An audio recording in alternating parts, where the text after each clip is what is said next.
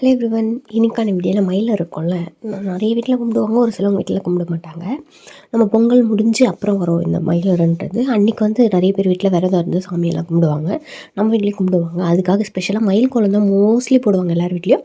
ஒரு சில வீட்டில் நார்மல் கோலமும் போடுவாங்க. மயில் கோலத்துலேயே புள்ளி வச்ச கோலம்லாம் போடுவாங்க. நம்மளுக்கு புள்ளி வச்ச கோலம்லாம் அவ்வளோ போட வராது. அதனால் எப்போவுமே ரங்கோலி தான் போட்டுப்பேன். ஏதாவது ஸ்பெஷல் அக்கேஷனாக ரங்கோலினா எனக்கு கொஞ்சம் ஈஸியாக இருக்கிற மாதிரி இருக்கும். புள்ளி வச்ச கோலம், நார்மல் கோலமாக இருந்தாலும் சரி, கம்பி கோலமாக இருந்தாலும் சரி, எனக்கு கொஞ்சம் கஷ்டமாக இருக்கும். ஸோ மோஸ்ட்லி நான் வந்து ரங்கோலி அப்படின்னு சொல்லி யோசித்து வச்சுப்பேன். அண்ட் அதுக்கும் ஏதாச்சும் ரெஃபரன்ஸ் எடுத்து வச்சுப்பேன். ஏன்னா நம்ம ரெஃபரன்ஸ் எடுத்தாலும் கூட அதை அப்படியே எக்ஸிக்யூட் பண்ணுவேன்னா கிடையாது.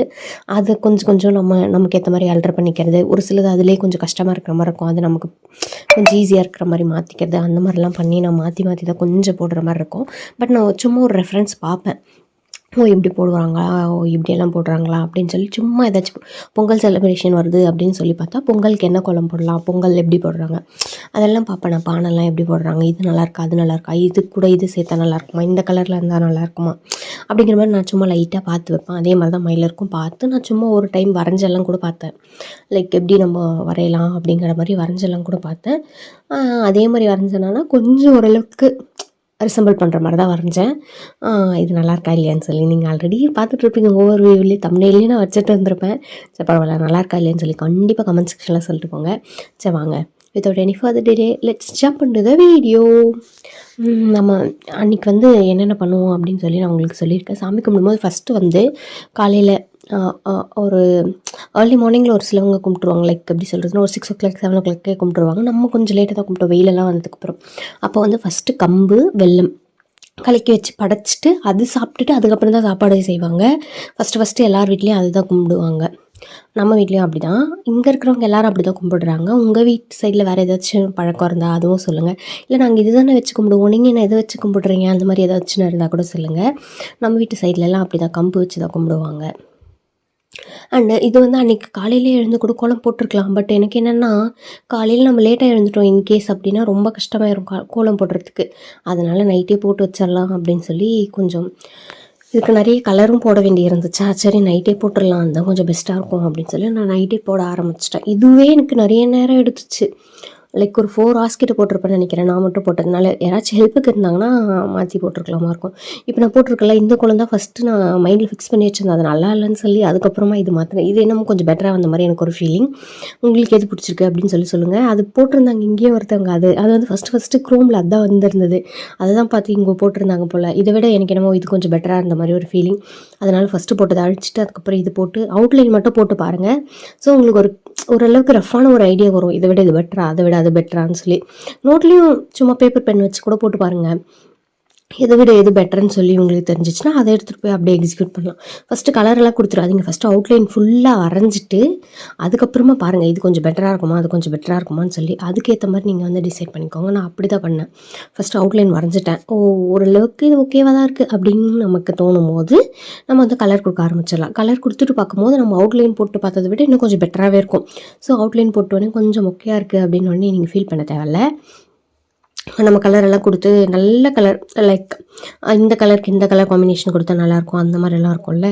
மயிலில் இந்த கலர் கொடுத்தா நல்லாயிருக்கும் அந்த மாதிரி கலரெல்லாம் கொடுத்தீங்கன்னா நீங்கள் சும்மா ஒரு சிம்பிள் கோலமாக இருந்தாலும் அதை பார்க்கறதுக்கு ரொம்ப அழகாக தெரியும். அண்ட் ஒன் மோர் திங், நீங்கள் வந்து கலர் லைட்டாக கலக்கிறது நல்லா டார்க்காக கலருங்க. அண்ட் கலர் வாங்கும்போது கொஞ்சம் டார்க் கலர்ஸ் வாங்கிட்டிங்கன்னா கோலம் கொஞ்சம் நல்லா இருக்கிற மாதிரி எனக்கு பர்சனலாக அப்படி தான் தோணும். இவ்வளோ நாள் நான் பார்த்துருப்பேன் எல்லோரும் போட்டு இல்லை நம்ம போட்டு அந்த மாதிரி. அண்டு நீங்கள் கலர் வாங்கும்போது இது போடுறதுக்கு நல்லா வருதான்னு சொல்லி பார்த்துட்டு வாங்குங்க. ஒரு சிலது பார்க்குறதுக்கு நல்லாயிருக்கும் ஆனால் போடும்போது அது கரெக்டாகவே வராது. லைக் எப்படி சொல்கிறது, அந்த ஃப்ளோவே நல்லா இருக்காது அந்த கோலத்தில். இது ரெண்டும் போட்டுட்டு அப்புறம் சும்மா லைட்டாக மர்ச் பண்ண மாதிரி பண்ணி விட்டுட்டு அப்போ தான் நல்லாயிருக்கும் அப்படின்னு சொல்லி அப்புறம் பிங்க் கலர் கொடுத்துட வேண்டியதான். ஃபஸ்ட்டு போட்டது வந்து ஒரு குட்டி கோலம். இதுவுமே நான் க்ரோமில் பார்த்து தான் போட்டேன். ஒன்று வந்து குட்டியாக போடணும், இன்னொன்று வந்து கொஞ்சம் பெருசாக போடணும் அப்படிங்கிற மாதிரி பார்த்து. லாஸ்ட் டைமும் நான் இந்த மாதிரி மயில் கோலம் போட்டிருந்தேன். அதோட பிக்ஸு நான் நெக்ஸ்ட் டைம் எப்பயாச்சும் ஆட் பண்ணுறேன் முடிஞ்சா. இல்லை நான் கம்யூனிட்டி போஸ்ட்டில் ஆட் பண்ணி விடுறேன். திஸ் டைம் லாஸ்ட் டைம் அப்படியே சொல்லி போட்டு விட்டேன். கம்யூனிட்டி போஸ்ட்டில் போய் பாருங்கள் இருக்கும். அண்ட் இருந்துச்சுன்னா அந்த பிக்சர் இருந்துச்சுன்னா நான் அதை ஆட் பண்ணி விடுறேன். இருக்குமான்னு எனக்கு தெரியல. ஆனால் மோஸ்ட்லி எடுத்துருப்பேன் பிக்சர் எப்படியும். இருந்துச்சுன்னா நான் ஆட் பண்ணி விடுறேன். அவ்வளோதான். ஃபஸ்ட்டு மேலே இருக்கிற கோலம் வந்து போட்டு முடிச்சுட்டு அதுக்கப்புறம் தான் கீழே இருக்கிற கோலம் போடலாம் அப்படின்னு சொல்லி. ஏன்னா மேலே வந்து சீக்கிரமாக காஞ்சிரும் ஈரம்லாம். கீழே வந்து அவ்வளோ சீக்கிரத்தில் காயாது. Sorry for the disturbance. First வந்து மேலே இருக்கிறது காஞ்சிடுச்சுன்னா கொஞ்சம் கலரெல்லாம் அப்சர்வ் பண்ணாமல் ஃபேட் ஆகாமல் இருக்கும். அதுக்காக தான் அந்த பிளாக் கலர் போட்டதுக்கப்புறம் வச்சதுக்கப்புறம் அந்த கை பாருங்களேன், எல்லா கலரும் மிக்ஸ் ஆகி எப்படி இருக்குதுன்னு சொல்லி அப்போ பார்க்கவே முடியல. அந்தளவுக்கு பேடாக இருந்துச்சு. என்ன பண்ணுறது, இது நான் டின்னர்லாம் சாப்பிட்டு முடிச்சு தான் ஸ்டார்ட் பண்ணேன். ஏன்னா எனக்கு தெரியும் ரொம்ப லேட் ஆயிரும் அப்படின்னு சொல்லி. அண்ட் இதை நாளைக்கு காலைல எழுந்து போட்டாலும் இன்னும் லேட்டாக தான் ஆகும் அப்படின்னு சொல்லி எனக்கு தெரியும். இங்கே கொஞ்சம் ஈரமாக இருக்கிறதுனால இது பாருங்கள், பார்க்குறதுக்கே கொஞ்சம் டல்லாக இருக்கிற மாதிரி இருக்கும். மேலே இருக்கிற கோலம் நல்லா ப்ரைட்டாக இருக்கிற மாதிரி இருக்கும். ஈரத்தோடு போட்டால் அப்படி தான். ஆனால் மோஸ்ட்லி என்ன சொல்லுவாங்க, ஈரத்தோடு போடு, ஈரம் காஞ்சி போச்சு, இப்போ நம்ம தண்ணியெல்லாம் போட்டு கழுவிட்டோம் நேற்று கோலத்தை அப்படின்னு சொன்னால், இன்றைக்கி வந்து நான் வந்து அப்படியே கொஞ்சம் ஈரம் கம்மியாக இருந்தேன் அப்போ போட்டுடலாம் கோலம், அப்போ தான் நல்லாயிருக்கும்னு நினைப்பேன். ஆனால் வந்து பக்கத்து வீட்லேயோ எதிர் வீட்லேயோ இல்லை தெரிஞ்சவங்களோ தெரியாதவங்களோ யாரோ வந்து ஈரமாக இருக்கும்போது போடணும் கோலம்லாம், எதுக்கு காஞ்சதுக்கப்புறம் போடுறீங்க அப்படின்னு சொல்லி கேட்டிருக்காங்க. இதுக்கு முன்னாடி யாரோ ஒருத்தவங்க யார் வீட்டுக்கோ ரிலேட்டிவாக வந்திருப்பாங்க, அவங்க கூட வந்து கேட்டிருக்காங்க. சரிங்க நாளிலேருந்து பண்ணிக்கிறேன் அப்படின்னு சொல்லிட்டு விட்டுற வேண்டியது. அவங்கக்கிட்ட போய் ஆர்கியூலாம் பண்ண முடியாது அப்படின்னு சொல்லி விட்டுற வேண்டியது தான். நான் அப்படி தான் விட்டுருவேன். சரிங்க அப்படின்னு சொல்லிட்டு விட்டுட்டு போயிடுவேன். யாராக இருந்தாலும் எதுக்கு சும்மா அவங்ககிட்ட உட்காந்து ஆர்கியூ பண்ணிவிட்டு அப்படின்னு சொல்லி. சில டைம் நம்ம எதிர்த்து பேசுகிறதுமே கரெக்டாக தான் இருக்கும் ஒரு சில இடத்துல, ஒரு சிலவங்க கிட்ட. ஏன்னா நம்ம அமைதியாக போக போக அவங்க இன்னும் கொஞ்சம் திமிர் பண்ணுவாங்க, இன்னும் கொஞ்சம் எதுவும் பண்ணுவாங்களா இருக்கும். அவங்கக்கிட்டலாம் நீங்கள் பேசுகிறது தான் பெஸ்ட்டாக இருக்கும். சில பேர்கிட்டலாம் நம்ம பேசி எதுக்கு அப்படிங்கிற மாதிரி இருக்கும். அவங்ககிட்டலாம் அமைதியாக விட்டுட்டு போக வேண்டியது தான். இது வந்து நான் நெக்ஸ்ட் வந்து உங்களுக்கு வந்து நல்ல வெளிச்சத்துலேயும் ஒரு டைம் காட்டுறேன், இது எப்படி இருக்குது என்ன ஏதுன்னு சொல்லி. அவ்வளோதான், போட்டு முடிச்சுட்டு போய் தூங்கலாம் அப்படிங்கிற மாதிரி ஆயிடுச்சு. யாராச்சும் ஹெல்ப் பண்ணுறதுக்கு இருந்தாங்கன்னா மட்டும் நீங்கள் பெரிய பெரிய கோலம்லாம் சூஸ் பண்ணுங்கள். இல்லை நான் மட்டும் தான் போடுற மாதிரி இருக்கும். எங்கள் வீட்டில் இருக்கிறதே நான் மட்டும்தான். இப்போ எப்படி சொல்கிறதுனா, பிஜிலலாம் இருக்க பிடிக்கல அப்படின்னு சொல்லி ஹவுஸ் ரெண்ட் எடுத்து இருப்பாங்கள்ல சில பேர், அந்த மாதிரி இருக்கவங்கலாம் தனி வீடாக இருந்தால் கூட பரவாயில்ல, நீங்கள் குட்டியாக ஒரு கோலம் முடிஞ்சால் போடுங்க, முடியலன்னா அந்த கோலம் கூட போடணுன்னு எந்த அவசியமும் இல்லை. உங்களோட விஷ் தான், எது போடணும் போடக்கூடாது நீங்களே டிசைட் பண்ணிக்கலாம். நான் இன்றைக்கி இந்த கோலம் தான் போட்டிருந்தேன். அப்போ அவங்க உள்ளே இருக்கிற வேலையெல்லாம் பார்த்துட்டு இருந்தாங்க. எங்கள் வீட்டில் இருக்கிறவங்க எல்லோரும் அவங்களுக்குன்னு ஒரு வேலை இருக்கும்ல, உள்ளே இது எடுத்து வைக்கிறது, அதை எடுத்து வைக்கிறது, இதை க்ளீன் பண்ணுறது, அதை க்ளீன் பண்ணுறது, அந்த மாதிரி வேலையெல்லாம் இருக்கும்ல, அதெல்லாம் பார்த்துட்டு இருந்தாங்க. அவங்க யாரும் கூட சும்மாலாம் இல்லை. பொங்கல் கோலம் போடும்போது நீங்கள் பார்த்துருந்தீங்கன்னா தெரிஞ்சிருக்கும், வீடே வெளில தான் இருந்தது, எல்லோரும் வந்து ஹெல்ப் பண்ணிட்டு இருந்தாங்க. அந்த மாதிரி இருந்துச்சு. இப்போ வந்து வீட்டுக்குள்ளேயே நிறைய வேலை இருந்ததுனால அதெல்லாம் பார்த்துட்டு இருந்தாங்க. நான் போய் கோலம் போட்டுட்டு இருந்தேன். ஓகேவாக தான் இருந்தது. நெக்ஸ்ட் டே எழுற மாதிரி தான் இருந்தது. ரொம்ப கஷ்டம் அப்படிலாம் இல்லை. பட் அதுக்கு முன்னாடி நாள்லாம் எனக்கு பெருசாக வேலை இல்லாததுனால இது கஷ்டமாக தெரியல. முன்னாடி நாளும் எனக்கு வேலை இருக்குது, நெக்ஸ்ட் டேவும் ஃபுல் வேலையும் நானே செய்யணும் அப்படின்னா கோலம்லாம் கொஞ்சம் சிம்பிளாக சூஸ் பண்ணுறது தான் நான் ப்ரிஃபர் பண்ணுவேன். ஏன்னா இதுலேயே ஃபுல் எனர்ஜியும் போயிடுச்சு. இதுலேயே நம்ம பயங்கர டயர்ட் ஆகிட்டோன்னா நெக்ஸ்ட் டே எழுந்து எப்படி நம்ம சாமி கும்பிட்றதோ, அதுக்கான சமையல் செய்கிறதோ, இல்லை வேறு ஏதாச்சும் வேலை பார்க்குறதோ, இல்லை ஒர்க்குக்கு போகிறதோ, ஏன்னா மயிலருக்கெல்லாம் லீவ் தர மாட்டாங்க, ஒர்க் போகிற மாதிரி தான் இருக்கும் மோஸ்ட்லி. அதுக்கெல்லாம் எப்படி பண்ண முடியும், பண்ண முடியாதுல்ல. ஸோ நீங்கள் குட்டி கோலம் போட்டுக்கலாம். உங்களுக்கு ஹெல்ப் பண்ணுறதுக்கு யாராச்சும் இருக்காங்க, இல்லை நாளைக்கு நான் சமைக்கவே இல்லைன்னா கூட எழுந்து சமைச்சு தரத்துக்கு ஆள் இருக்காங்க அப்படிங்கும்போது மட்டும் நீங்கள் எதை சூஸ் பண்ணிக்கோங்க.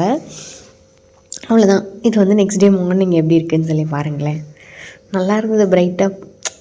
இந்த ஃபேட் ஆயிருமோன்னு எனக்கு பயம் இருந்தது. ஈரத்துலேயே போட்டதுனால ரொம்பலாம் ஃபேட் ஆகல, ஓரளவுக்கு ஆவரேஜாக இருந்துச்சு. அந்த காலெல்லாம் நேற்று போடாமல் இருந்தேன், காலையில் எழுந்து அந்த கால் போட சொன்னாங்கன்னு சொல்லி காலையில் போட்டுட்டு ப்ரஷ் எல்லாம் பண்ணி முடிச்சுட்டு நான் மருதாணியும் வச்சுருந்தேன். அதுக்கு முன்னாடி நாளில் எப்பயோ வச்சுருந்தேன், எப்போன்னு கூட எனக்கு மறந்து போச்சு. மருதாணியெல்லாம் உங்ககிட்ட காட்டிட்டு சீன் போட்டுட்ருந்தேன் நான். கோலம் போடுறதுக்கு முன்னாடி நாள் வச்சுட்டேன்னு நினைக்கிறேன். அதுக்கப்புறம் காலையிலேருந்து சாமி கும்பிட வேண்டியது தான். நான் சொன்னால கம்பு சக்கரை, அந்த நாட்டு சக்கரை மட்டும் வச்சு கும்பிடுவோன்னா அதெல்லாம் கும்பிட்டு முடிச்சுட்டு அதுக்கப்புறம் சமைக்க ஆரம்பிச்சிட்டோம். சமைச்சு நம்ம நார்மலாக எல்லா பண்டிகைக்கும் எப்படி கொண்டு போகணும், லைக் எப்படி சொல்கிறதுனா, சாதம், சாம்பார், பொரியல், கூட்டு, ரசம், பாயாசம், வடை, அந்த மாதிரி என்னென்ன செய்வோமோ அந்த மாதிரி எல்லாமே செய்யணும் இன்றைக்கும்.